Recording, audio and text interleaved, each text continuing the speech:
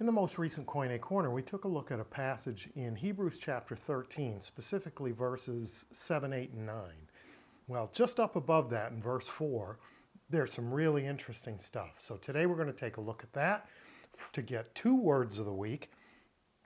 But first we're going to read it in 4 different versions because there's a lot of ways that people have treated this verse and we need to understand those. So first up, Hebrews 13:4 in the ESV, let marriage be held in honor among all, and let the marriage bed be undefiled, for God will judge the sexually immoral and adulterous. The next we're going to see is the NIV, the New International Version. Marriage should be honored by all, and the marriage bed kept pure, for God will judge the adulterer and the sexually immoral. So in both those cases, the ESV and the NIV, there are strong encouragements bordering on commandments, right? Let the marriage be held in honor. Let the marriage bed be undefiled. Marriage should be honored and the marriage bed kept pure. So it's instructional in a strong way, giving a lot of emphasis there. Now let's take a look at 2 other translations that sound a little different. The next is from the King James Version. Marriage is honorable in all, and the bed undefiled, but whoremongers and adulterers God will judge. And then finally, I love this translation of this verse. This comes from the Complete Jewish Bible. Marriage is honorable in every respect, and in particular, sex within marriage is pure. But God will indeed punish fornicators and adulterers. So, how are we to take this? Notice the second 2 don't make it a command. It just says marriage is honorable, right? And the marriage bed is undefiled or pure. So how are we to take this? We're going to tear it apart word by word and really unpack this verse 4 today in order to get to our 2 words of the week. So let's dig in with the first part, timios, hogamos, and pasin. So timios is an adjective and it means honorable. Hogamos is a noun in the nominative case which signals that it is the subject of our clause here. So hogamos, marriage, timios is honorable. Where did that is come from? Well, here we have an adjective in the nominative case and a subject in the nominative case, a noun in the nominative case. So we're getting a predicate nominative, and we have to supply, when the writer doesn't, the equative verb, is, to be. So marriage is honorable. Then we get this little en passant, but before we get to en passant, let's talk about our predicate nominative just a little bit more. Marriage is honorable. This offers up to us a proposition, as all predicates nominative do.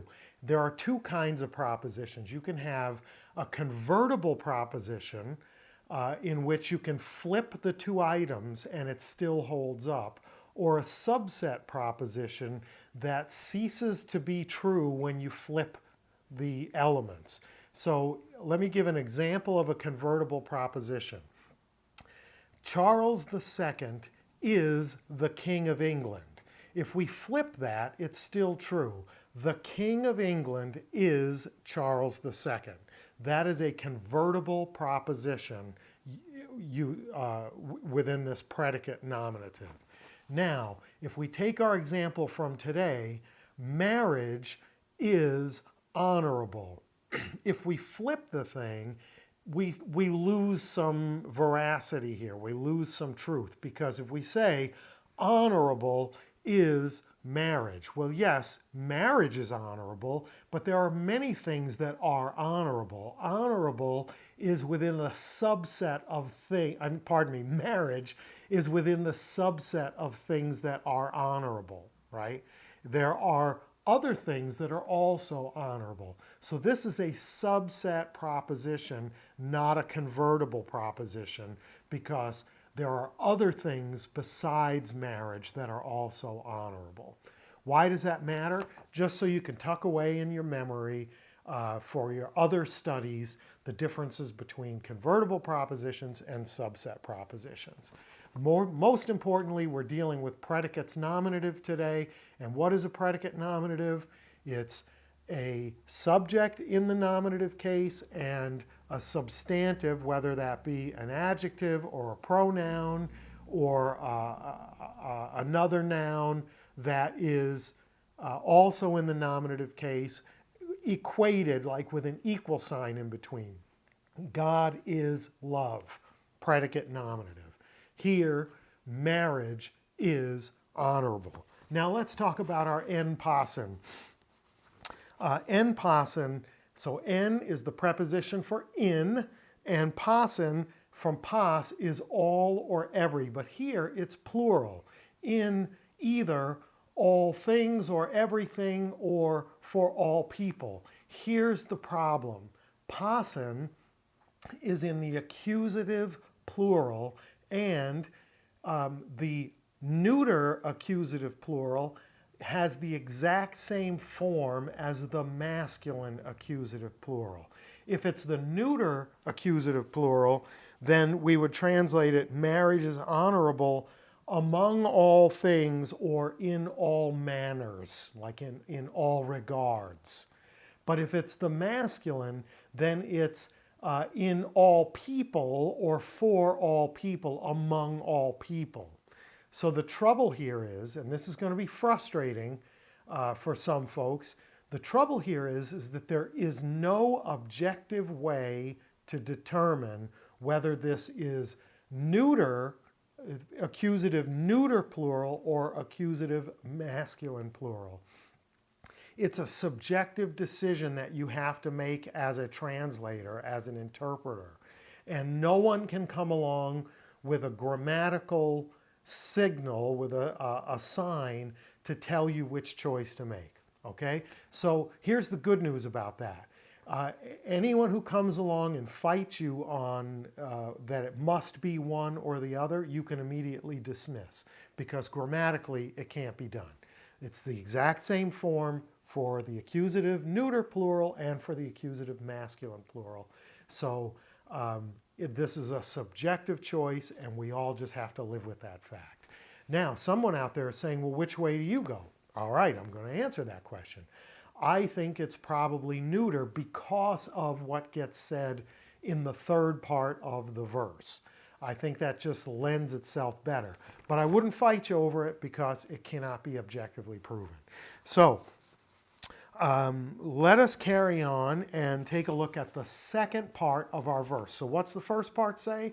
Marriage is honorable in all regards or in all manners or among all people. And then we get to the second part, kai he koite amiantos. And here we have our two words of the week, koite and amiantos. So kai is and, he koite. Koite by itself just means the bed. But whenever, this is an interesting word because anytime it's used in a context in which marriage is explicitly or expressly implied, it means the marriage bed, which is a euphemism for sex within marriage. So marital relations. The marriage bed is a euphemism for marital relations. So first we were told marriage is honorable. Now we're told, and the marriage bed, marital relationships, marital relations, is amiantos, undefiled. So word of the week number one, hekoite, the marriage bed, marital relations. Word number two for the week, amiantos. Amiantos is a negated form of the word miasma. So a miasma is a condition in which things are polluted or stained. It meant to sort of put colors on things. And religiously, cultically, it's the stain of sin. So if you think back to the Old Testament, sin was something that made a person polluted or stained. They went and offered a sacrifice, and the priest transferred their sins from them. The priest put their hand on their head, transferred their sins from them to the sacrificial animal. The animal was sacrificed. The animal died in place of the sinner for the sins. And then the blood was sprinkled at the altar and on the curtain in the temple, in the tabernacle, etc. The transfer of the pollution went from the person to the animal to the temple. And then on the Day of Atonement, once a year, Yom Kippur, the pollution was cleansed of the year's worth of sins from the temple and from the people, right? So here, amiantos, undefiled, means that something is not polluted, not stained by sin. So it's religiously and morally undefiled, pure. It's not tainted in any way. So now we have two things that we know. Marriage is honorable in all manners, and the marriage bed, marital relations, is, because this is another predicate nominative in a subset proposition, is undefiled. How do I know it's a subset proposition? Because there are many things that are undefiled, and marriage, the marriage bed, marital relations, are one of the things that fall under that category. So let's look at the two things we have so far. Marriage is honorable in all things, predicate nominative. Marriage is the subject. Honorable is the predicate. The marriage bed is undefiled.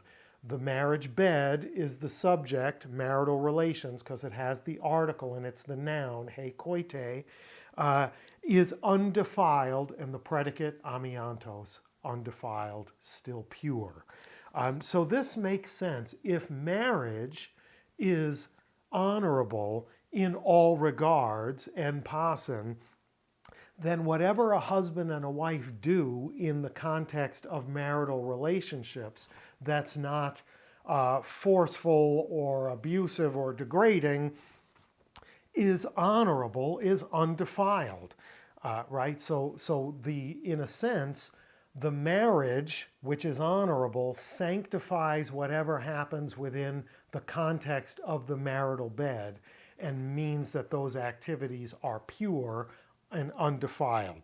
That makes sense. Now let's go to the last part of the verse. Pornous for kai moikus krine hotheos. So the second word in, gar, as always, for, and then we're going to go to the end of the verse and find our subject. Hotheos, God, in the nominative case, is our subject. For God, and then our verb, krine, he shall judge. Now, this is a tricky translation here because we have to parse this verb and notice if the accent was over the first iota, this would simply be a present active indicative third person singular. God judges. But the accent is over the final iota, telling us that this is a future active indicative third person singular. God will judge. The indicative mood is a statement of fact, it's reality. In the future, God will judge. What will he judge? Well, he will judge pornous kai moikus. These are two nouns in the accusative plural case. And because they're both masculine, we're talking about people. God will judge sexually immoral people, pornous, and adulterers, people who commit adultery, moikus. So this is pretty fantastic stuff. Let's go back to all three pieces together. Marriage is honorable in all things, and the marriage bed, therefore, is undefiled, it's pure. And then the third part tells us sex outside of marriage, pornous, people who commit sexual immorality, and adultery, moikus, adulterers, those people will be judged because sex outside of marriage is not honorable and is not undefiled. Sex that is undefiled, pure, takes place in the context of marriage because marriage is honorable. See how much stuff is packed into that verse with those two little predicates nominative, and then the alternative, the thing that doesn't fit into the category, sexually immoral people and adulterers shall be judged. How many times did I say idolaters today when I meant adulterers? There's a good chance I did it multiple times. The word here, moikous, is adulterers.